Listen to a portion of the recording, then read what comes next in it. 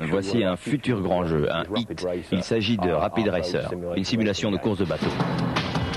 Attention les yeux, techno, bateau et beaucoup d'eau pour Rapid Racer, le futur hit développé par Sony pour la rentrée. Ce jeu est en phase terminale de test. Chaque jeu fait plusieurs allers-retours entre la salle de test et l'équipe de développement et toutes les observations des testeurs sont soigneusement notées. Alors voilà une fiche de bug. On note dessus tous les bugs et l'endroit exact où le bug est apparu, quand cela s'est passé, dans quelle partie du jeu cela s'est passé et l'inconvénient qui en découle. Ainsi, les testeurs donnent une information très précise aux développeurs. Bien sûr, nous enregistrons tous les bugs en vidéo. Comme ça, les éditeurs et les développeurs savent exactement ce qu'il se passe.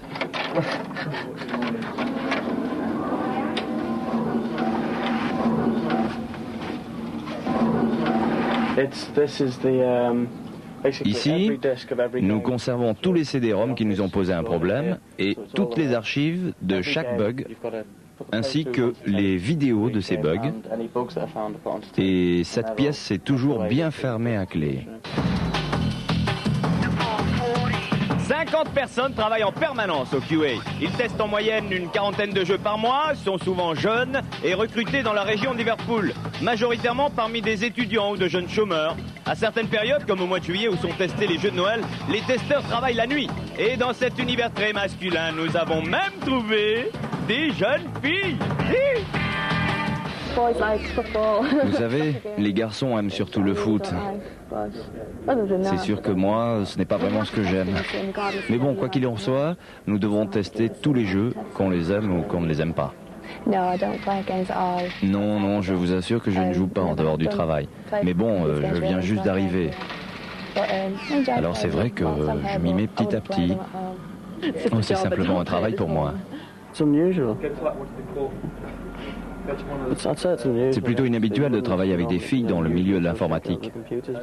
Mais selon moi, elles font le même travail que nous, les garçons.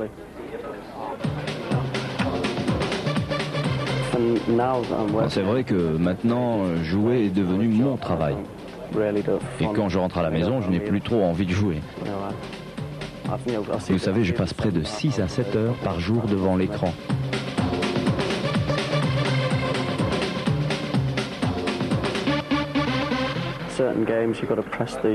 Sur certains jeux, il faut jouer avec la manette dans tous les sens et ça fatigue les mains. Là, par exemple, je commence à avoir des ampoules maintenant. Pour continuer, il me faudrait de nouveaux pouces. Yes. Et en exclusivité pour nous, les testeurs nous offrent ce superbe bug sur Porsche Challenge. Ne le cherchez pas sur la version définitive, il a évidemment disparu. Autrement, à quoi cela servirait qu'il se décarcasse? Oh, que c'est rigolo. Changement d'ambiance chez Adeline Software à Lyon. Ici, les testeurs sont 10 fois moins nombreux qu'à Liverpool et ils travaillent à quelques mètres des développeurs dans une ambiance plutôt familiale. Leur dernière œuvre, LBA 2, qui est sortie fin mai. Avec notre avis de personnes quand même externes au projet, on arrive à faire changer beaucoup de choses sur des phases du jeu qu'on trouve pas bien ou d'autres qui sont carrément géniales. À ce moment-là, derrière, le scénariste ou toute l'équipe, le chef de projet, tout ça, change certaines parties du jeu pour permettre qu'il soit mieux, tout court. Putain, mais... Putain, un conseil les gars, utilisez pas la corne du triton bleu pour vous battre, c'est pas cool hein. Je me suis trompé de touche, c'est pas génial, à chaque fois ils me remettent en mode normal. Ah, allez, cours. Ah, putain, ça y est. On peut donner notre avis, 2 joueurs, pour éventuellement modifier le jeu, si vraiment il y a des passages très difficiles comme au début, par exemple la fin du jeu de LBA était hyper difficile, ils n'avaient pas du tout ajusté les paramètres, il y avait que les programmeurs qui connaissaient le jeu par cœur, ils arrivaient à finir, mais nous quand on a joué la première fois c'était l'horreur. Donc ça a été modifié, maintenant c'est plus facile. Bonjour. Je sais où elle se trouve, mais j'ai pas le droit de vous le dire. Cher messieurs, sachez que si vous n'êtes pas mâche, je ne peux rien vous vendre.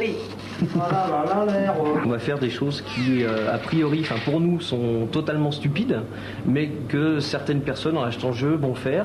Et on va s'apercevoir que ça va produire un bug. C'est quelque chose qu'on n'avait pas pensé, par exemple, de jeter une bombe à un endroit où logiquement on ne devrait pas le faire. Donc on le fait, mais dans l'optique du joueur justement qui débute et qui va essayer pour voir ce que ça va faire. Pour moi, c'était un rêve depuis longtemps.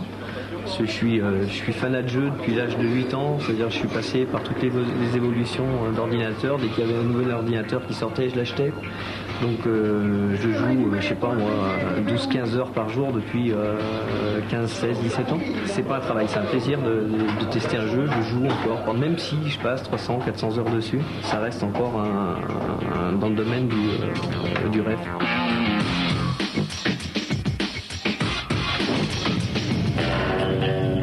Le flingueur qui flingua tout l'été s'en alla voir Eve qui lui dit « Ah, vous flinguez, eh bien dansez maintenant !» Attention, paré pour une expérience totalement originale, Eve de Virgin Interactive pour PC et Mac est au CD-ROM ce que Rolls est aux voitures, un véritable joyau. Eve s'apparente à la composition d'une chanson. Par des chemins détournés, vous êtes entraîné dans une sorte de spirale. Vous glanez toutes sortes d'informations au fil des rencontres, des bribes de données, des échantillons acoustiques, puis en arrivant au centre, vous assemblez tous ces éléments et vous écoutez une version, votre version de la chanson. Outre les 80 minutes de vidéo et les 45 minutes de musique, 22 000 photos ont été nécessaires pour créer les 130 écrans de Eve. L'une des ambitions de Eve a été de créer une interface intéressante entre l'art et la musique.